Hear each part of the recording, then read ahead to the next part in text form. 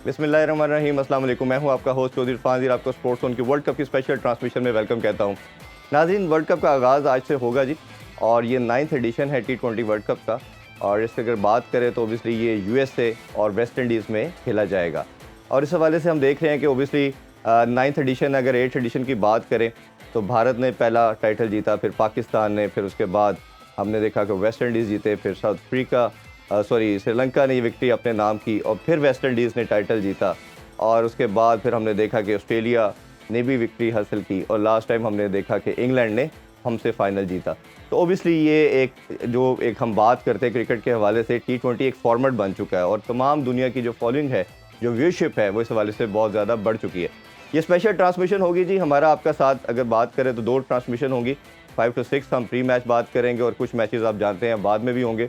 तो इस हवाले से रात 11 से 12 भी आपसे आपका रब्ता रहेगा। हमारा आज जो पैनल है इस दफ़ा वर्ल्ड कप का बहुत ज़बरदस्त है जी। पाकिस्तानी फॉर्मर, ज़बरदस्त किस्म के टेस्ट प्लेयर, कैप्टन पाकिस्तान के, और one of the finest batsman भी कहना चाहिए, हमारे साथ होंगे पूरे वर्ल्ड कप में। अज़हर अली, अस्सलाम वालेकुम अज़हर भाई। बहुत शुक्रिया आपके टाइम का। Thank you. बड़े अच्छे से हाँ हमारी कोलैबोरेशन होती जी जी जी जी, तो इवेंचुअली आके T20 वर्ल्ड कप पे आके और रुके। आपको गुड मॉर्निंग।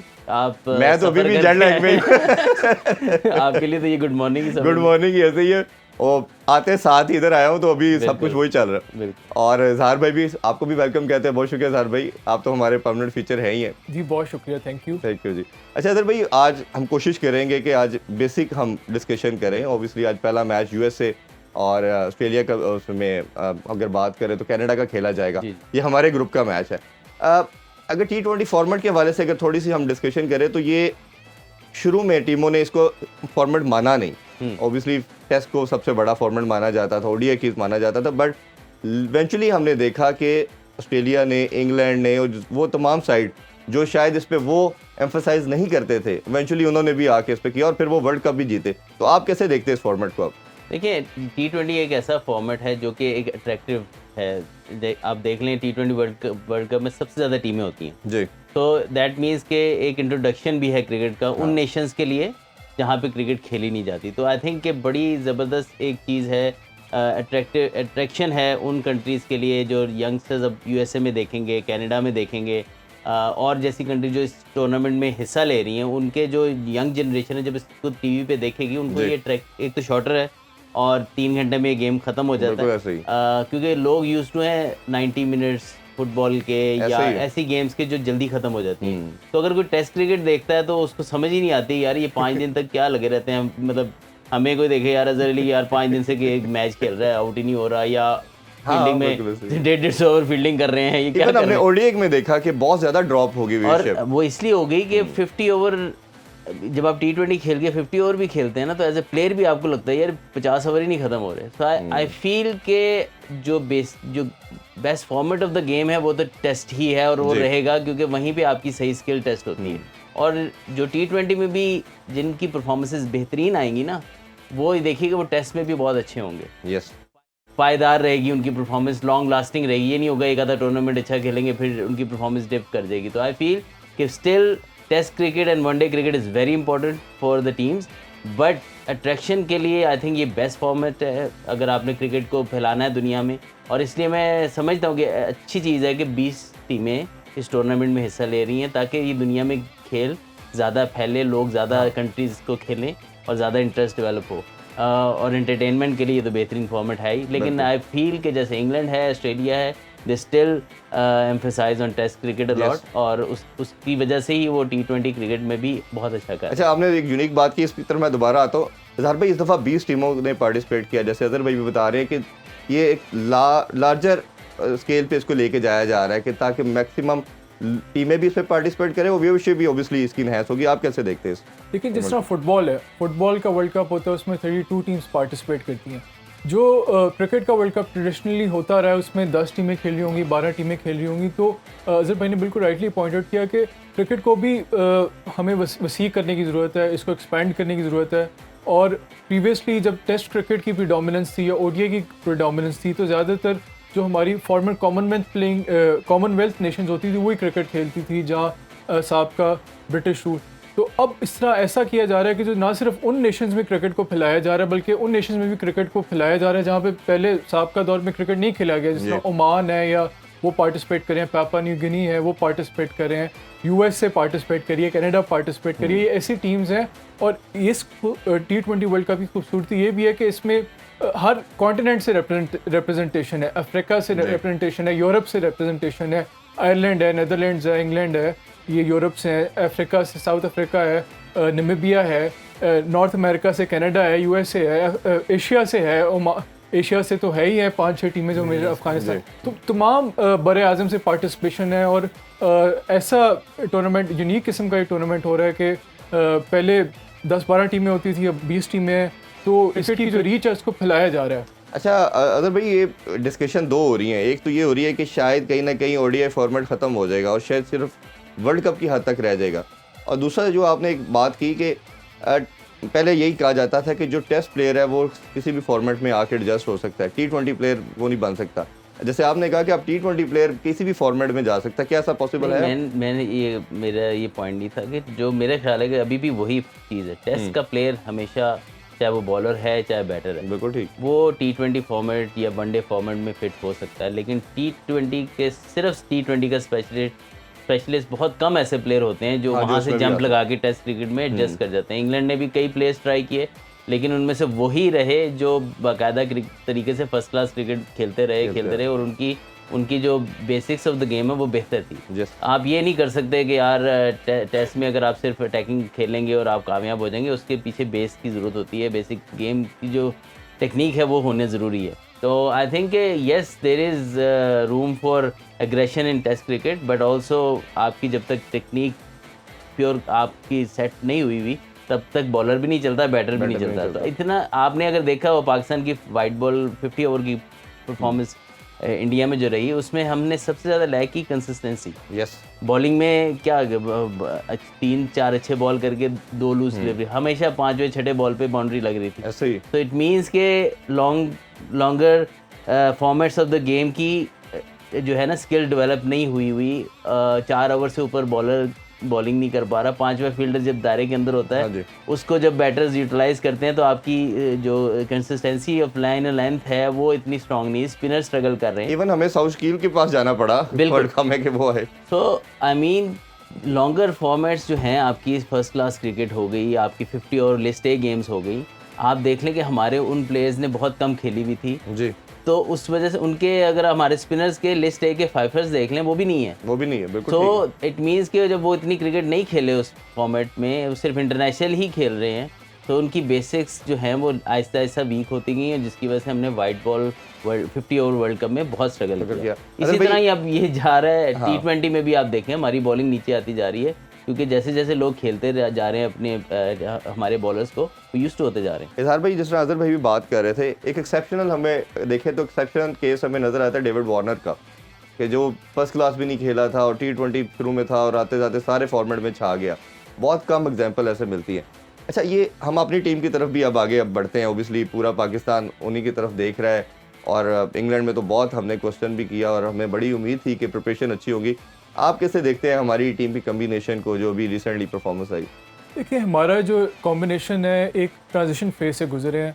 पहले शाहीन को कैप्टन बनाया गया, जनवरी में उसको मौका दिया गया कि वो वाइट बॉल में T20 में पाकिस्तान को लीड करे।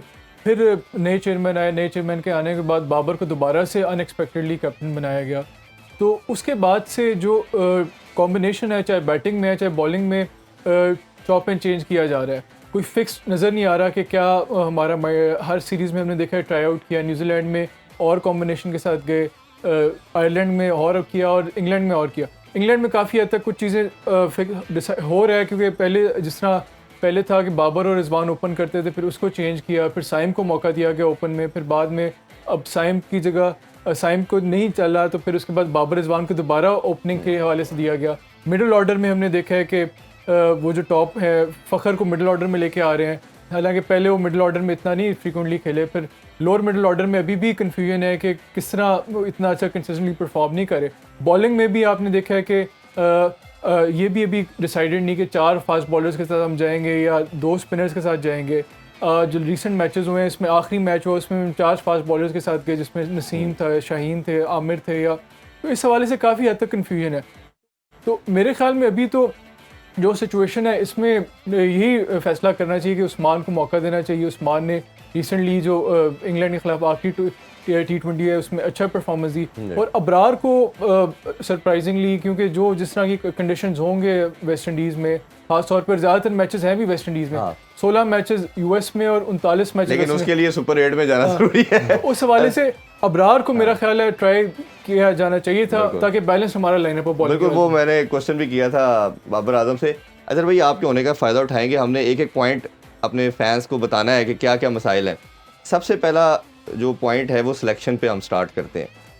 सिलेक्शन के क्राइटेरिया हमेशा आपसे भी मैंने बात की है, किसी भी एक्स से बात करते हैं, वो हमारा डोमेस्टिक होना चाहिए, कैज़न ट्रॉफी होना चाहिए। पहले तो PSL का जो मेरा मानना ये है कि जहाँ हमें बेनिफिट्स मिले, उसका ड्रॉबैक ये था कि हमारा सिलेक्शन का क्राइटेरिया PSL बन गया। इस दफ़ा हमने क्या किया जी कि साडा PSL भी नहीं हैगा, कि इन्होंने उसामा मीर जो हाईएस्ट विकेट टेकर था उसको नहीं सेलेक्ट किया, मोहम्मद अली जो फास्ट बॉलिंग में हाईएस्ट विकेट टेकर था आपने उसको भी निगलेक्ट किया। और ये एक कंटिन्यूसली इंग्लैंड में बाकी भी जर्नलिस्ट थे हमारे साथ, और ये डिस्कशन बहुत ज़्यादा लोगों में पाई जा रही थी कि ये सारी की सारी जो सिलेक्शन है, सारी तो नहीं ओबियसली, बट हमेशा टीम में 10-12 तो चले होते ही हैं, 3-4 ही ऐसे प्लेयर आते हैं जिस पे आप क्वेश्चन मार्क करते हैं। इसी के साथ साथ अगर इमाद की बात करें, आमिर की बात करें, उस्मान खान की बात करें, हम इस पे अलहदा डिस्कशन कर सकते हैं। क्वेश्चनेबल है कि क्या टीम में होना चाहिए, नहीं। चले हम अगर एग्री भी करते हैं कि इनकी टीम में जगह बनती थी, बट तरीका गलत था, मेथड जो था वो सही अडॉप्ट नहीं किया गया। तो ये जो सिलेक्शन का क्राइटेरिया चेंज कर दिया गया, अब जो बच्चा डोमेस्टिक खेल रहा है वो किस माइंड के साथ खेलेगा कि मैं टीम में आ सकता हूँ। देखिए, एक तो जैसे आपने पहले बात की, एक तो बहुत प्लेस के अंदर बहुत ज़्यादा सोच ये पहले डेवलप होगी हुई है कि हम PSL खेलेंगे तो हमारा एक किस्म का shortcut to the Pakistan team हो जाएगा, वरना हम यहाँ पे हज़ार स्कोर भी करते हैं या विकटें भी लेते हैं डोमेस्टिक में, तो वो उनको ज़्यादा PSL के प्लेयर्स परफॉर्मर्स को ज़्यादा इंपॉर्टेंस मिलती है।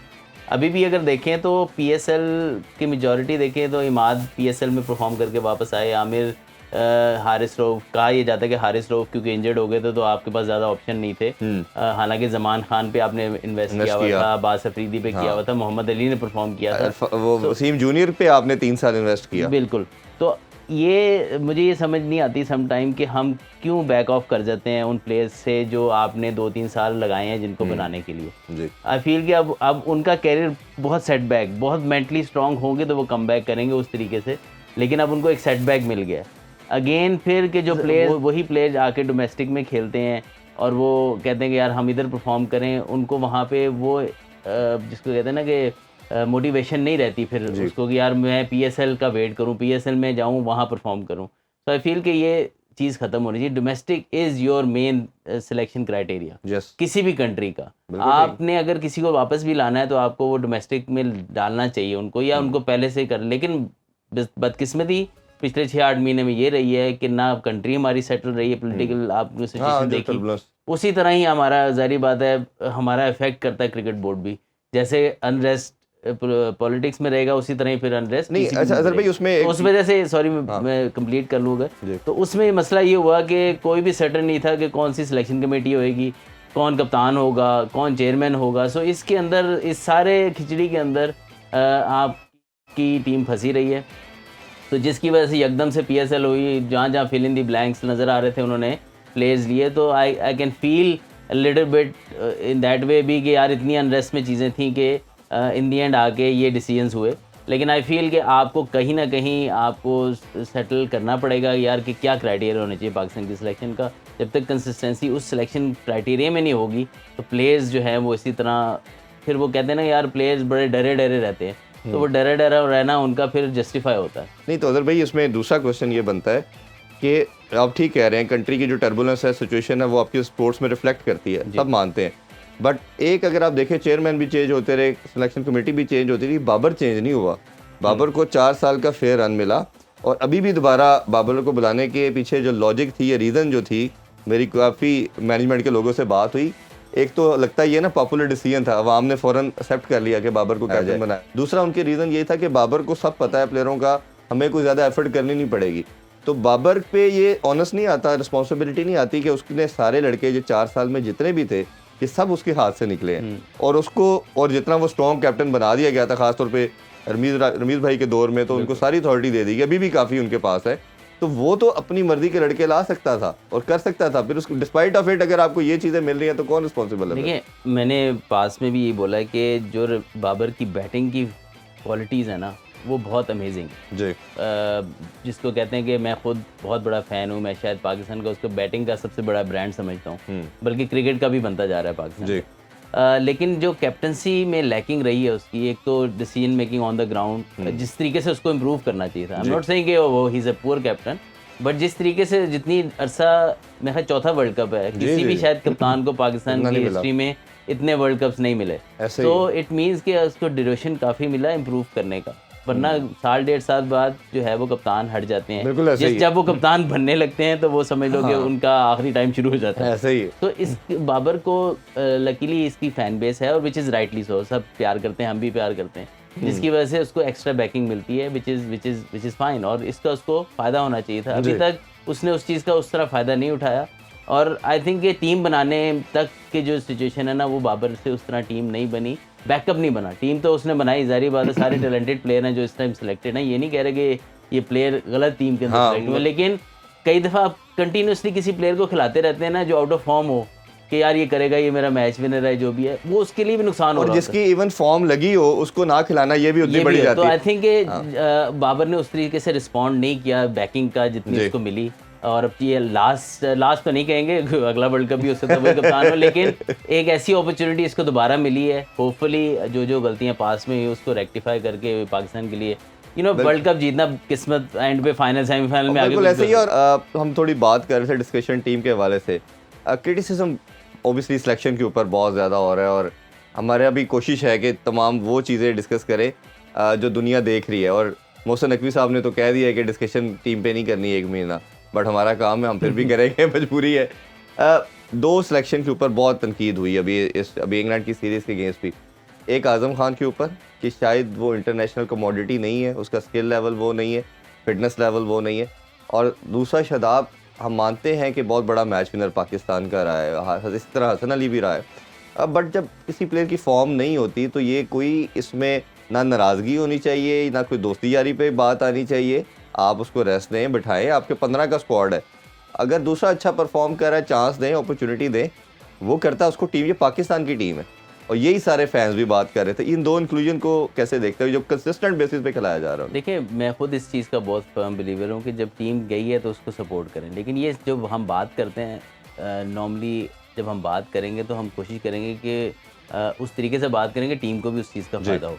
तो जैसे आपने कहा कि अगर किसी प्लेयर की फॉर्म नहीं है तो वो उस प्लेयर के साथ भी समटाइम आप उसको थोड़ा सा, शायद आप टीम से बाहर ना, स्क्वाड से बाहर ना करो, टीम प्लेइंग 11 से तो आप बाहर कर सकते हो। हाँ। आपको थोड़ा सा उसको डिफरेंट वे में क्रिकेट को देखने का मौका मिलेगा, शायद उसकी जगह जो खेले उसको वो देखेगा वो क्या सही या गलत कर रहा है, तो वो अपने आपको बाहर से देख के बहुत सारी चीज़ों का अंदाज़ा होता है। जब आप खुद ही खेल रहे होते हैं, आप जो मिस्टेक्स भी कर रहे होते हैं, आपको उतना रियलाइजेशन नहीं हो रही होती कि क्या मेरे से गलती हो रही है। तो आई थिंक जैसे हारिस रऊफ की मिसाल, अभी तो 2 मैच ही हुए हैं उनको वापस, लेकिन उनकी बॉलिंग में एक स्पार्क दोबारा से नज़र आई है। एक तो वो हंगर दोबारा से कि मैंने कम बैक करना है आफ्टर इंजरी, और फिर क्रिकेट को उन्होंने बाहर से देखा कि क्या यार, क्या मैं और इम्प्रूव कर सकता हूँ, क्या दूसरा अच्छा कर रहा है, या बाहर से क्रिकेट देखे बहुत एडवांटेज होता है। लेकिन बात ये कि आज़म खान, मैं ख़ुद बहुत उसका, जब PSL में उसने परफॉर्म किया, पाकिस्तान में मिडिल ऑर्डर में आपको पता है पावर हिटिंग का, इवन के पावर हिटर आए भी हैं, लेकिन वो एक 1 डायमेंशनल पावर हिटर है कि जी बस टांग की तरफ हिट मारनी है उन्होंने, या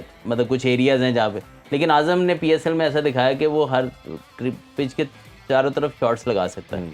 लेकिन यहाँ पे एक क्वेश्चन आता है कि क्या हमारी PSL फिर इतनी हाई लेवल की है, क्या हम उसका स्टैंडर्ड ऐसा है कि यार हम उससे PSL से प्लेयर उठा के खिला सकें? तो थोड़ा सा क्वेश्चन अब इस तरफ भी आना शुरू हो गया है कि या हमें पहले PSL बहुत ज़बरदस्त क्वालिटी की मिल रही थी, लेकिन आहिस्ता आहिस्ता आप देखें इंटरनेशनल प्लेयर्स जो आ रहे हैं वो बहुत अगर आप देखें तो ड्राफ्ट के अंदर भी इतने बड़े नाम नहीं आपको आ रहे, बिल्कुल ऐसे ही। सो कहीं ना कहीं हमें लग रहा है कि PSL का स्टैंडर्ड भी ऐसा हो रहा है जिसमें प्लेयर्स परफॉर्म कर रहे हैं और थोड़ा सा डिसीविंग लग रहा है हमें शायद। तो आई थिंक कि वो देखने की भी ज़रूरत है, लेकिन आई थिंक कि Azam deserved a chance in international, लेकिन फिटनेस जो जिस प्लेयर की फिटनेस नहीं होगी ना उसको परफॉर्म करना ही करना है। ऐसा ही है। ठीक है, ये मैंने अपने जब मैं क्रिकेट खेल भी रहा था, जितने प्लेयर्स जो थोड़ा सा फिटनेस में लैग करते थे ना, और सीनियर प्लेयर उनको यही बोलते थे, भाई जब तक आप परफॉर्म कर रहे हो लोग नहीं बोलेंगे। जैसे ही आपकी फॉर्म ख़राब हुई वो उनको ये एडवाइस करते थे अपनी फिटनेस पे काम कर लो, क्योंकि इन दी एंड जब आपने परफॉर्म नहीं करना ना, उंगली आप पे उठनी उठनी। और फंडामेंटल को तो नहीं छोड़ा ये जा तो सकता। आजम को चाहिए था। हाँ। यू नो सारे प्लेयर सब ने मशवरा दिया होगा, सब बड़ों ने भी मशवरा दिया होगा, यार ठीक है आप बिल्कुल स्लिम नहीं हो सकते या बिल्कुल ऐसे टॉप फिटनेस में नहीं आ सकते, लेकिन अपने आप को कुछ तो और मौका हमने दो। देखा कि लैप्सेस उनके कैचिंग में भी नजर आ रहे हैं। स्लो fielding, आपको स्लो कर Agility, देता है ना हाँ जी, वो। बिल्कुल तो ऐसी है। आपने जारी बात है कीपिंग ही करनी है, कीपिंग के अलावा आपकी साइड में मुश्किल है जगह। तो अगर आप कीपिंग में लैप्सेस करेंगे, वर्ल्ड T20 खेलने जा रहे हैं, आप पे क्रिटिसिज्म होगा। अब आप उसको मैं वैसे आपको ऑनेस्टली बताऊं, मैं यूके में था और गोरे इसकी फिटनेस के ऊपर लाफ्टर देते थे। दे वर कंटिन्यूसली लाफिंग ऑन हिम। तो ये हमने कहीं खुद भी देखना है, एज ए प्लेयर भी रिस्पॉन्सिबिलिटी है, टीम का भी रिस्पॉन्सिबिलिटी है कि एक ऐसी चीज़ जिसके ऊपर बात हो रही है, जिस पे आपकी तनकीद क्या आपके ऊपर इवन मजाक बन रहा है, तो एज ए प्रोफेशनल आपके ऊपर बहुत रिस्पॉन्सिबिलिटी है। देखिए बॉडी शेमिंग तो नहीं होनी चाहिए, लेकिन ये कि नहीं, वो मतलब जब लैप्सेस होते हैं ना, तो वो उसकी वजह से फिर वो आगे से इसको फन के तौर पे डिमांड लेते हैं। है क्रिकेट की। अब आप ये तो नहीं कह सकते कि यार कोई बंदा फिट नहीं है उसको आप कहेंगे नहीं कोई मसला नहीं, आपको काम करना चाहिए था, आपके पास ऑप्शन थे। अगर आपने पाकिस्तान के लिए खेलना है, अगर आपने सिर्फ लीग्स के लिए रहना है तो यूर फाइन। ये तो उसने खुद लाइन ड्रॉ करनी है ना, वो किधर जाना चाह रहा है। इज़हार भाई, पाकिस्तानी टीम जो ऑब्वियसली दुनिया की one of the best side हमेशा माना जाता है और T20 में तो हमारी बड़ी स्ट्रेंथ है। क्या इस टीम में 3 कीपर की जगह बनती है? उस्मान भी खेल रहे हैं, रिजवान भी खेल रहे हैं, और रिजवान दुनिया के one of the finest keeper भी माना जाता है, वो स्लिप में या कहीं और हमें नज़र आते हैं, और आज़म जब कीपिंग कर रहे हैं। और इसी तरह फिर सलमान अली आगा के हवाले से भी मैं ज़रूर जानना चाहूँगा, आपसे भी बाद में जानते हैं कि एक ऐसा प्लेयर जिसके पास यूटिलिटी है, फील्डर बड़ा अच्छा है, बॉलिंग 1-2 ओवर कर सकता है, बैटिंग में भी उसके पास तमाम स्किल्स हैं। तो ये 2-3 सिलेक्शन को कैसे देखते हैं आप? देखिए आप सही कह रहे हैं कि जो बैलेंस है स्क्वाड में वो हमें नज़र नहीं आ रहा। आप देखेंगे आपने 4-5 फास्ट बॉलर्स आपने रखे हुए हैं स्क्वाड में, जबकि जिस तरह आप खेलने जा रहे हैं, फास्ट बॉलर्स आपके पास शाहीन है, आमिर है, नसीम है, हारिस है, फिर अब्बास भी है। आपने 5 फास्ट बॉलर्स रखे हैं और जो स्पिनर आपके पास अमाद है, शादाब है और अबरार है, जबकि शादाब अंडर परफॉर्म कर रहे हैं। इसी तरह बैट्समैन में भी जब आप आते हैं तो आपने ओपनर ज़्यादा आपका है, तो आपका एक तो फास्ट पेस है भी आपका स्क्वाड है, दूसरा आपके ओपनर ज़्यादा रखे हुए हैं, तो कहीं ना कहीं बैलेंस नहीं आ रहा आपको स्क्वाड में नज़र। तो वही जिस तरह पहले बात हो रही थी कि PSL की परफॉर्मेंस के ऊपर आपने ज़्यादातर लोगों को इंडक्ट किया हुआ है, तो इस हवाले से अब जो आ गया स्क्वाड, उस हवाले से आपने अभी भी अगर आप कर सकते हैं तो आप थोड़ा बैलेंस अपनी स्क्वाड टीम में लेके आ सकते हैं कि जो आपके जिस तरह शादाब के बारे में बात हो रही है, अगर आप शादाब को आप कंसिस्टेंटली मौका दे रहे हैं, अगर परफॉर्म नहीं करे तो इससे एक बड़ा गलत सिग्नल जाता है कि एक तो मैं अगर जो बंदा टीम में आ गया है वो जिस तरह की मर्जी भी परफॉर्मेंस दे उसको ड्रॉप नहीं किया जाए जी। तो ये और जो पीछे रिप्लेसमेंट में बैठा हुआ है उसको लिए भी ये फैक्टर नज़र आ रहा है कि यार मैं जो मर्जी कर लूँ मुझे मौका नहीं दिया जाएगा, तो इससे जो कंपटीशन फॉर प्लेसेस है वो नहीं रहता। जहाँ आज़म की बात हो रही थी उसमें मैं थोड़ा सा ऐड करना चाहूँगा कि जिस तरह T20 क्रिकेट है वो एक जो ट्रेडिशनल क्रिकेट थी, टेस्ट क्रिकेट थी या ODI थी, उससे थोड़ी डिफरेंट है, एक अनऑर्थोडॉक्स रिसेंटली इन्वेंशन है। तो इसमें जहाँ कुछ खिलाड़ियों की फिटनेस उस तरह की टॉप नॉच नहीं भी है, वो भी अच्छा परफॉर्म कर लेते हैं। इस तरह रहीम कॉर्नवॉल है, वेस्ट इंडीज से खेलता रहा है, शहजाद खेलता रहा है, गेल भी जब अपने later half of the career में आ गया था उसकी भी इतनी अच्छी फिटनेस नहीं थी, लेकिन वो परफॉर्म कॉन्स्टेंटली अपनी टीम के लिए करते थे। तो अजहर भाई ने बिल्कुल सही बात की कि अगर आप फिटनेस पे लैग करो तो आपने परफॉर्मेंस देनी है, और आज़म फिटनेस की वो परफॉर्मेंस नहीं दे पा रहे, और आज़म के लिए भी अनफॉर्चुनेटली बड़ी जिस तरह की उन्होंने परफॉर्मेंसेस दी है फ्रेंचाइज क्रिकेट में, उस तरह की परफॉर्मेंस इंटरनेशनल स्टेज पर उसको रेप्लिकेट नहीं कर पा रहे। और वही बड़ी मतलब अनफॉर्चुनेट ये लगता है being a fan of Pakistan cricket के जिस तरह के उनके पास टैलेंट है, जिस तरह की उनके पास शॉट्स है, उनको भी रियलाइज़ करना चाहिए कि उनको एक गोल्डन अपॉर्चुनिटी मिली है, और उन्होंने पाकिस्तान के लिए अगर इंटरनेशनल लेवल पे उस चीज़ को रेप्लिकेट करना है तो उन्हें अपनी फिटनेस को इम्प्रूव करना पड़ेगा। और इस पर भी हम अभी ब्रेक लेते हैं, ब्रेक से वापस आके बात करेंगे कि क्या ये बात की जाती है कि इंटेलेक्चुअल डिसऑनेस्टी की जाती है, लड़कों को उनके जगह नंबर पे उनको चांस नहीं दिया जाता, और क्या जब दिया जाता है तो लड़के भी उसको ग्रैब नहीं करते अपॉर्चुनिटी को। इस पर डिटेल में बात करते हैं, stay with us. Once again welcome back in sports on. हम बात कर रहे हैं पाकिस्तानी स्क्वाड और वर्ल्ड कप के हवाले से। अदर भाई, आप जब कोई टीम सेलेक्ट करते हैं, स्क्वाड की सिलेक्शन करते हैं, तो ओबियसली आप अपने बैलेंस को देखते हैं, उसमें आप कोशिश करते हैं कि आपके ओपनर इतने होने चाहिए, मिडिल ऑर्डर को स्ट्रेंथन करना है, फिर ऑलराउंडर की आप स्लॉट को फिल करते हो और फिर आप फास्ट बॉलर या स्पिनर के ऑप्शन को देखते हो। सबसे पहले मैंने जिस तरह कहा कि हर एस्पेक्ट पे बात करना चाहेंगे। ओपनर की बात करें तो हमने 4-5 ओपनर को इकट्ठा कर लिया। उसमें उस्मान भी है, उसमें बाबर भी है, उसमें रिजवान भी आ जाता है, फ़खर भी है और साइम भी है। अब जैसे मैंने कीपर की बात की कि पाकिस्तानी टीम में मेरा मानना ये है कि शायद दुनिया की किसी टीम में 3 कीपर नहीं स्क्वाड में आते। श्रीलंका के अलावा, श्रीलंका में मुझे ऐसा लगता है जो भी बैट्समैन खेल रहा है वो कीपर कर लेता है, लेकिन वो तो खैर एक डिफरेंट स्टोरी है, नेचुरल है। हाँ जी, बट ये पाकिस्तान टीम में ऐसा नहीं बनता कि आप इस तरह डालें। अगर ओपनर की बात करें तो एक बहुत ज़्यादा क्रिटिसिज्म पहले हुआ बाबर रिजवान पे 3-4 साल। हमने उनसे देखा भी कि टाइटल पाकिस्तान नहीं जीत पाया, बट बिट्स एंड पीसेस में परफॉर्मेंस उनकी तो थी और हमने विक्ट्रीज़ भी हासिल की। अब इसमें अगेन 2 चीज़ें हैं। एक तो ये कि उनके जो स्ट्राइक रेट का जो इशू है, उसमें जो मैंने अक्सर अपने शो में बात भी करता हूँ कि एवरेज टोटल पाकिस्तान का 156 था। अगर ये पावर प्ले में कोई एक आउट होता है या दोनों आउट होते हैं तो कोई बड़ा टोटल नहीं हम बना पाते, और अगर ये दोनों आउट हो जाते हैं तब भी हमारा टोटल 153 तक जाता है। यानी कि जो डिफरेंस है वो 3-4 रन्स का है, अगर ये आउट हो या ना हो। अच्छा, उसमें फिर कुछ प्लेयर से भी मेरी बात हुई, जो इसमें आप खुशदिल भी आता है, आसिफ अली भी है, हैदर अली भी आ जाते हैं, आसिफ अली, मतलब 4-5 लड़के हैं। अब इनका मानना ये है कि 80-85 जो बॉल्स हैं 120 में से ये लोग कंज्यूम करते हैं। तो हमें जब मैसेज ये डगआउट में मिलता है कि जी आपने, या इफ्तिखार भी मेन प्लेयर आपका आता है, 8 बॉलों पे आपने 30 करके हैं, 35 करके, तो इंटरनेशनल को आपको पता है कि स्टैंडर्ड पे ये बहुत मुश्किल है। तो ये एक तो ओपनिंग का बताइए इतने डालना, और ये जो माइंड सेट है कि सारा बर्डन नीचे जाके दे देना, आगे जी करके दिखाएं। इवन आजम पे भी अब उस तरह की चीज़ आ रही है, तो ये कैसे आप उससे जस्टिफाई करते हैं? देखिए, आपके सवालों को 2 से, एक तो बाबर रिजवान की जो कंसिस्टेंसी है वो अनमैचेबल है पूरे वर्ल्ड में, लेकिन बाकी क्वेश्चन आ जाता है कि क्या वो कितना इम्पैक्टफुल है। देखिए, कई दफ़ा आपको लगता है पावर प्ले में रन्स भी ठीक हो रहे हैं, इन दी एंड उनका स्ट्राइक रेट अगर आप दुनिया के प्लेयरों से निकाल के देखें तो जब उनकी इनिंग्स एंड होती है तो वो भी ठीक, इतना बुरा नहीं, इतना भाई वो तो 125-30 पे जाता है। हाँ, मतलब 130-100 आप कहें जी एवरेज मैं बता रहा हूँ। अगर कोई भी, मेरा ख्याल मानना ये है कि जब बटलर या उस लिहाज के जितने प्लेयर्स हैं जब वो उतनी देर खेलते हैं तो उनका स्ट्राइक रेट 150 प्लस होता है। वो तब इनकी एवरेज के पास वो तब होता है जब इनका तकरीबन 131, 132 है, उनका 135, 134 है। वो कहते हैं दो रन्स का तो फ़र्क है, लेकिन जिस दिन वो रन्स करते हैं तो उनका वो स्ट्राइक रेट शूट करता है ऊपर। अगर हम रिसेंट मैं एग्जांपल ऐड करूं, ये भी इंग्लैंड की सीरीज में उनके हर प्लेयर का 180 प्लस था। तो मैं उसी तरफ आ रहा हूँ कि जहाँ पे वो स्कोर करते हैं ना, तो वो अपना स्ट्राइक रेट ले जाते हैं ऊपर। अब वो कई दफ़ा आप जब जल्दी आउट होते हैं तो आपका स्ट्राइक रेट वैसा नहीं होता, तो इन दी एंड एवरेज निकल के आती है आपके पास। लेकिन इन जितनी कंसिस्टेंसी तो किसी प्लेयर की नहीं है, इनकी एवरेजेस किसी के, कोई भी शायद रिजवान के तो बहुत ही ऊपर है अभी फ़िलहाल। तो एवरेज के हिसाब से देखा जाए तो इनका strike rate in the and come इसलिए लगता है कि हर मैच में 130 के स्ट्राइक रेट से खेल रहे हैं जी। ठीक है, कई प्लेयर होते हैं कि वो जिस मैच में स्कोर कर रहे हैं तो वो 150, 170 पे ले गए हैं अपना स्ट्राइक रेट, तो वो इम्पैक्टफुल परफॉर्मेंस हो जाती है जी। और अगर आप 130 के स्ट्राइक रेट से 70 कर रहे हैं 134 के, तो इट मीन्स कि आपने इतने बॉल खेल लिए सिर्फ 130 के स्ट्राइक रेट से जी।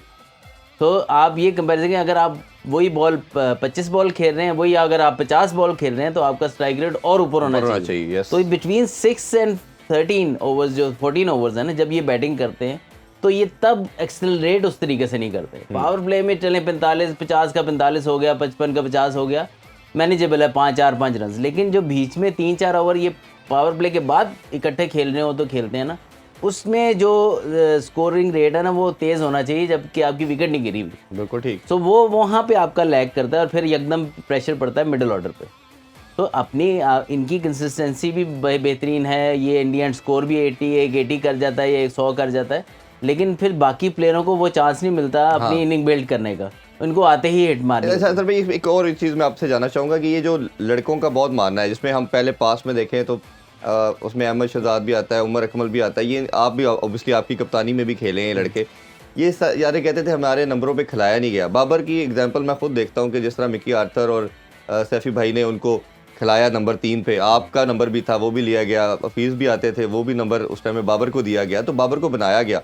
अब उस्मान खान की अगर बात करें तो वो बच्चा यूं ही छोड़ के आया, उसको नंबर 4 पे खिलाया गया, और लास्ट जो पाकिस्तान न्यूजीलैंड के अगेंस्ट मैच जीता था उसमें भी उसने बड़े तेज़ 31-32 रन बनाए थे, बट उसके बाद फिर उस पर हमने देखा कि फ़खर भी आया और साइम को भी चांस दिया गया, उसको चांस नहीं दिया गया। और अभी भी लास्ट मैच में वो हाईएस्ट रन गेटर था, 38 बनाया। एक तो उस लड़के को कैसे देखते हैं और ओपनिंग में आपके ख्याल में किसको होना चाहिए?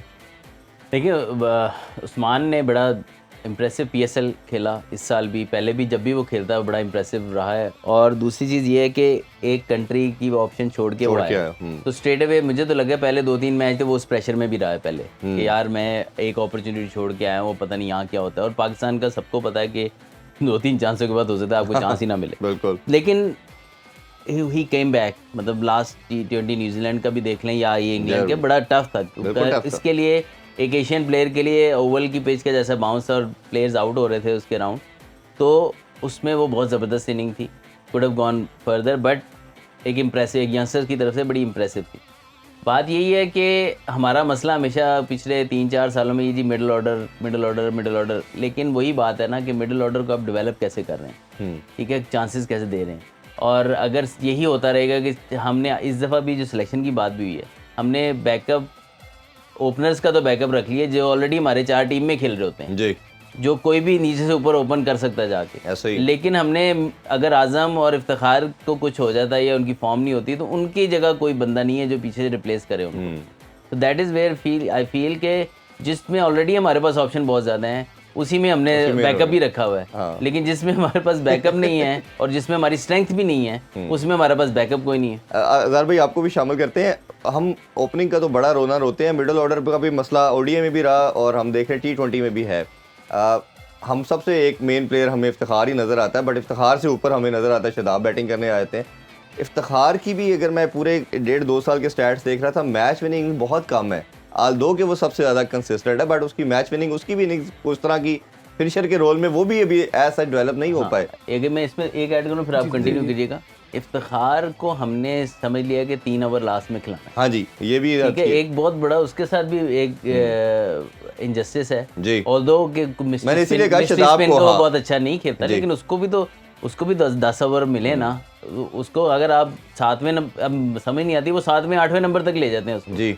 तो वो एक प्लेयर है जो इतने अरसे से इंटरनेशनल क्रिकेट में आ चुका हुआ है, उसको आप दें, उसको खेलने दें। वो बैट्समैन है, वो तो नहीं है कि उसने सिर्फ जाके बस हिट और वो सारे उससे पहले बैटिंग करने आते हैं, ये भी एक जस्टिफाइड बात है। जी आप कुछ कहना चाहिए? देखिए इसमें आपने बड़ा राइटली पॉइंट आउट किया कि जो हमारा स्क्वाड सिलेक्शन है उसमें ओपनर बहुत ज़्यादा हमने स्टैक किए हुए हैं, लेकिन इसमें जो बैक ऑफ द हेड जो जिस रीज़न पे ये सारा सिलेक्शन की जा रही है ज़्यादा ओपनर्स है, उसमें देखें जो हमारा PSL थे उसके जो टॉप 4 स्कोरर्स थे उनमें साइम था, उस्मान था, बाबर था, तो ये रिजवान थे। ये 4 एक तो ये 4 हैं जो सिलेक्ट किए गए हैं। दूसरा मिडिल ऑर्डर में हमें कोई कंसिस्टेंटली इतना परफॉर्म नहीं करा, इवन डोमेस्टिक में भी सलमान एक ऑप्शन थी जिसको आप ट्राई कर सकते थे। तो कहीं ना कहीं मेरे ख्याल में जो इमाद है उसको अभी भी आप एज अ बैट्समैन उसकी यूटिलिटी उससे पूरा नहीं एक्सट्रैक्ट करे। बॉलिंग में तो आपने उसने रिटर्न किया और अच्छी बॉलिंग कर रहे हैं मिडिल ओवर्स में, हालांकि वो भी हम इस पर भी डिबेट होती है कि शायद इनसे ओपनिंग करानी चाहिए, लेकिन वो एक अंडररेटेड बैट्समैन है। उनमें हमने देखा है, माजी में भी देखा है कि वो फिनिशर का रोल बड़ा अच्छा प्ले करते हैं। तो उनको मेरे ख्याल में मिडिल ऑर्डर में या लोअर मिडिल ऑर्डर में बेहतर यूटिलाइज करना चाहिए। और इरफान न्याजी को भी जिस तरह वो हमने देखा है कराची किंग्स के लिए PSL में एक अच्छा लोअर मिडिल ऑर्डर में परफॉर्मेंस देते थे, उन्हें भी मौका देना चाहिए। बिल्कुल, इस पे हम डिटेल में बात करेंगे और रात 11 बजे भी आप लोगों से मुलाकात करेंगे और उसमें हम जो बाकी जो टॉपिक्स हैं उन पे भी डिस्कशन करेंगे। अज़हर भाई बहुत शुक्रिया आपके टाइम का। अज़हर भाई आपका बहुत शुक्रिया जी। आपसे रात को 11 बजे दोबारा मुलाकात करते हैं। अपना बहुत सा ख्याल रखिए। अल्लाह हाफिज़। पाकिस्तान जिंदाबाद।